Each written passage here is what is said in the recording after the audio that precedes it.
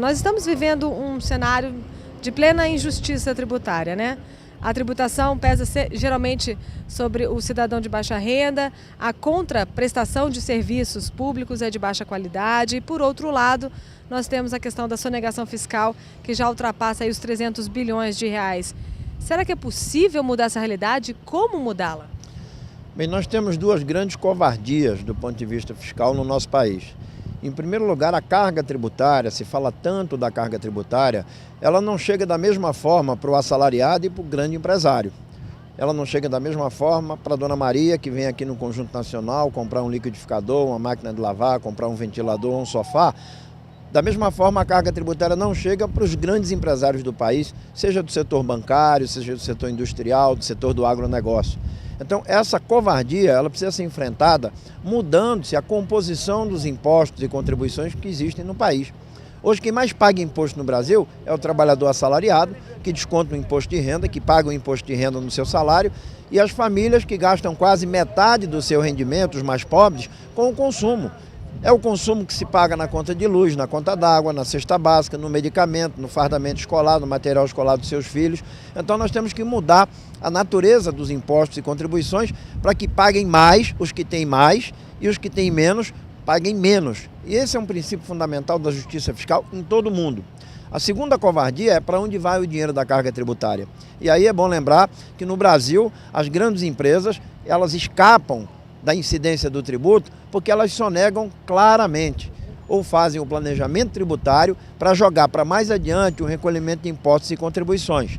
Nós temos lutado muito contra, no Congresso Nacional, a instituição do chamado Refis, que é aquela política permissiva de se assegurar ao empresário sonegador, ao contribuinte sonegador, o parcelamento dos seus débitos. Eu até batizei o Refis de Regime Especial de Fomento e Incentivo à Sonegação. Sonegação é crime.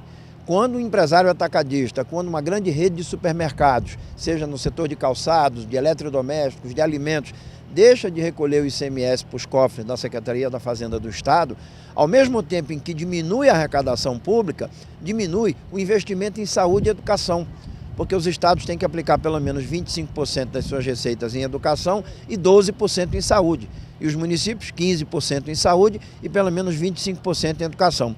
Então, cada vez que se sonega 1 milhão, 10 milhões de reais do ICMS, que é o imposto estadual, nós estamos subtraindo 250 mil da educação infantil, do ensino fundamental, e pelo menos nos estados, 120 mil reais que poderia ir para os medicamentos nos postos de saúde, para a atenção básica, para melhorar a atitude de atendimento de emergência às pessoas que sofrem e não são atendidas na rede de saúde. Por isso é que temos que combater a sonegação, porque é um crime fiscal, é um crime contra a arrecadação e é um crime contra os direitos fundamentais da população. Deputado, há quem justifique que a sonegação é um ato de autodefesa.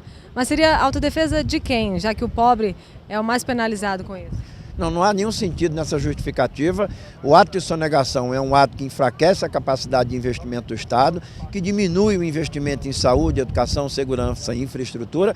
Eu acho interessante quando grandes empresários, principalmente aqueles que são os mais fortes na indústria, no comércio, no agronegócio, sonegam o imposto de renda, as contribuições sociais, sonegam nos estados o ICMS e depois reclamam da falta de segurança, reclamam da falta de crédito para o investimento, reclamam da precariedade da saúde, reclamam da precariedade da educação, tem que colocar seus filhos nas mais caras escolas particulares do país, pagam planos de saúde astronômicos, exatamente porque eles sonegam, eles impedem a arrecadação que vai financiar a Seguridade Social e a saúde e depois tem que cair na mão da medicina privada da educação particular. É um contrassenso. Dizer que a sonegação é um ato de autodefesa é uma burrice. O cidadão tem que cobrar do Estado a transparência na execução dos seus gastos e dos investimentos e cobrar do Estado e cobrar do Parlamento uma mudança nas regras tributárias para que se possa combater no Brasil, como se combate em países europeus e nos Estados Unidos, o crime de sonegação, o crime contra a ordem tributária. Outra pergunta, o setor produtivo, os governos, os políticos, os acadêmicos, enfim, todo mundo sabe que o Brasil precisa de uma reforma tributária. O que falta para isso acontecer?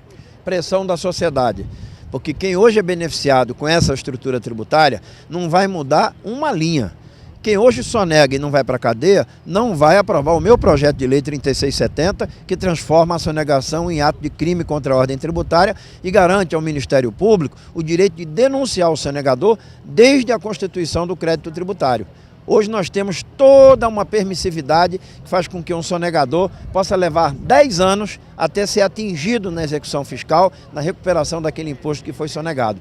Se não houver pressão da sociedade, da população que precisa de segurança pública, saúde pública, educação pública gratuita e de qualidade e de infraestrutura nas cidades, transporte público, habitação com dignidade, se esse povo não for às ruas, não pressionar o Congresso, não exigir do governo a mudança da norma tributária e o combate à criminalidade fiscal, o país não muda, porque quem está mamando vai continuar mamando nas tetas da vaca, que é a estrutura tributária do país. Deputado, além dessa questão da pressão da sociedade, também é preciso uma reforma política e também um novo pacto federativo dentro do Congresso para se viabilizar essa reforma tributária? Olha, qual é a política vigente hoje? É aquela política em que uma mão lava a outra. Os grandes empresários doam milhões para as campanhas eleitorais, elegem as suas seleções que vão jogar no Congresso Nacional e lá essas seleções vão fazer gol a favor de quem? A favor do povo? Não, eles vão fazer as leis, as normas, eles vão fazer emendas às medidas tributárias exatamente para preservar os interesses dos grandes grupos econômicos. É a sonegação no setor financeiro, é a sonegação no imposto de renda, é a sonegação nas contribuições sociais. Então, quando você pega todo esse montante sonegado, além dos benefícios fiscais que são dados aos grupos econômicos, só na Seguridade Social, que é a mãe da saúde, da assistência e da previdência social, a maior fonte de arrecadação da Seguridade é a contribuição para o financiamento da Seguridade Social, a COFINS. Só de benefícios fiscais, quando o governo deixa de recolher a COFINS para ajudar as grandes empresas, nós chegamos a quase 40 bilhões de reais que não são arrecadados. Ora, quem diz que a saúde tem que ser financiada pela Seguridade Social, não sou eu, é a Constituição Federal.